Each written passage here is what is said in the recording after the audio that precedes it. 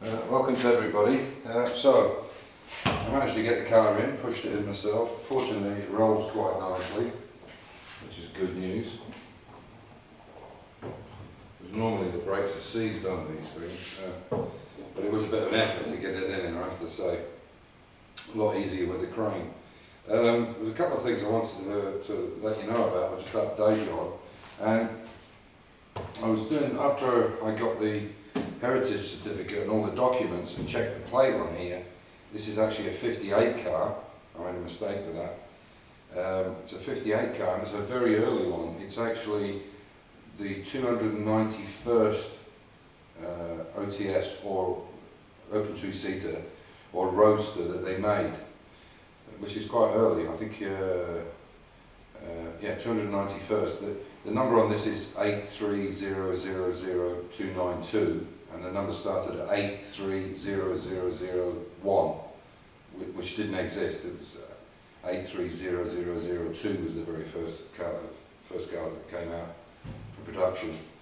There was a couple of S specifications made, but no right-hand drive till about 6 months later. So it's quite an early car. Which is good news. It means yeah, it's got quite a bit of history behind it. They were supposed to make these cars in '57. It shows, in fact, the factory started 57, 58, 59, 60. But in actual fact, they didn't actually start producing them until it was right at the end of '57, the start of 58. But what I did want to show you is this book here. The guys who got this from are called Bristol Classic and Sports Cars, near Bristol. And there's a guy called Paul and John that run it, and they're really, really knowledgeable guys. And normally what they do is they buy these cars, then people buy the car as is, and then specify what they want done to it, whether they want, you know, the interior, the colour, how much they want to restore it, and so on. And what happened was they actually ended up. There was quite a few, like buses, they all came at once, and so they bought them up because stock's getting harder to get hold of. I think there's only around about 600 or 700 of these cars in the world left that are registered or known about. There's probably many others in barns and things that are half or maybe rusted away, but I would imagine more than half are probably still around. Anyway. What I was going to say is this is like the Bible for the XK150. This is a book by, I'll just check into the viewfinder so I can see it. Okay, you can see it there, XK150 by this guy, Bernard Viat, I think his name is.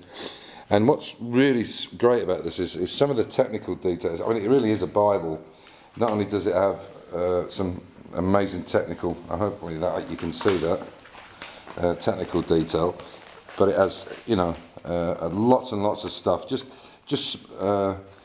you know, little things that you wouldn't get in a manual, in a service manual. I mean, even the colour of the heads, you know, the duck egg green. I mean, you know, there's such a lot of information in it. It's £100, but you know, it's well worth it. And the same guy has got one for XK120 and 140s, so they're £100, but like I say, if you're doing something like this is a perfect situation. Bernard Viat is his name. Well worth it, and definitely something to have. The other thing I wanted to go over was, as you know, I've got problems with the YouTube video, which I will make a new one. But a couple of people made some comments, and I can't comment back to you, unfortunately. So, and one of them was a guy in Norway, Ove, I think his name is. It's got Ove Norway, so I think his name's Ove. And he asked me where I got this. Jaguar cat on the wall. If you've seen my videos, you've seen this in the background, and it's not a sticker. What it is I wanted something on the wall, and I couldn't find a sticker. I went to Jaguars and they just weren't interested in getting anything, and you know, you go to Auto Jumbles and get them, but you pay an arm and a leg. So I was at a jumble sale, and I found an old overhead projector, you know, the style which has an arm on it and a kind of lens. You put plastic sheeting down on it and you can project it on the wall. I think I paid €5 for it, £3, because nobody wants them. Dead easy to get hold of.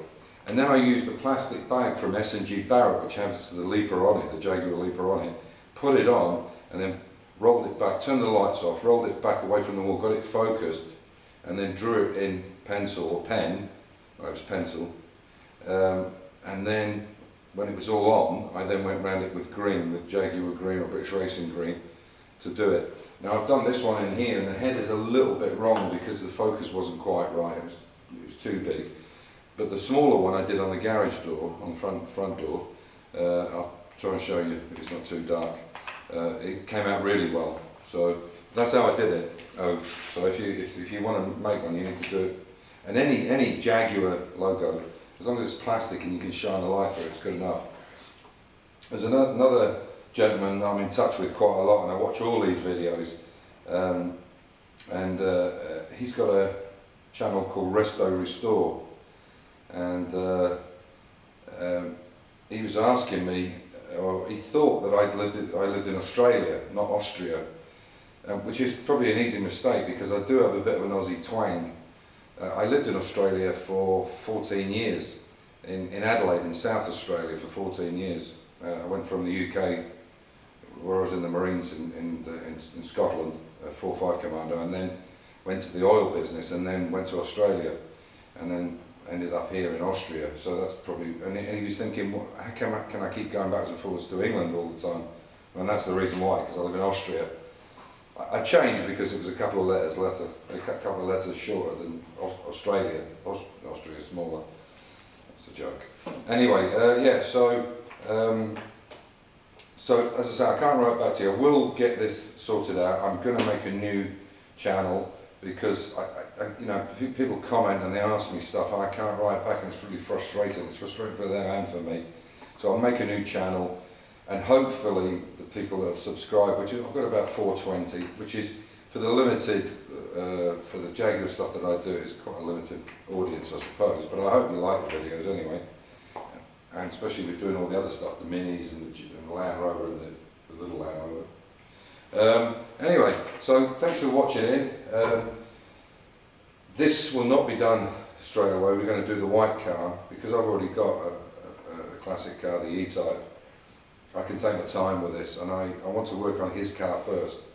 So if I make any screw-ups, it's on his car, not mine.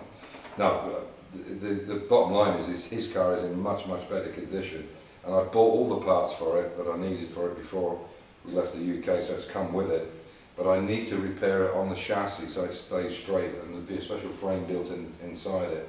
So it's going to take a long time to do this before I can do the bodywork and then sandblast and then finish it off. So we're going to do his car this year, and because it's in very good condition, and this needs a new chassis anyway, which I've already bought. I just have to go and pick it up.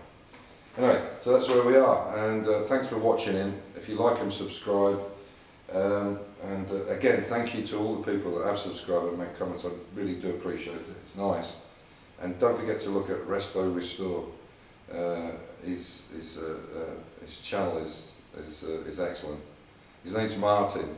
Martin Butler is his name, which is strange because my brother-in-law is called Butler as well, which is quite an uncommon name. Martin Butler. It really is good. It's kind of like they're almost like fly-on-the-wall documentaries, or you know, like a reality TV show, because he has his family in it and everything. But he's always doing bits and pieces, and has a lot of good information, and he's just an interesting guy. It's somebody I would really like to know. Anyway, thanks for watching in, and bye for now, and take care. Bye.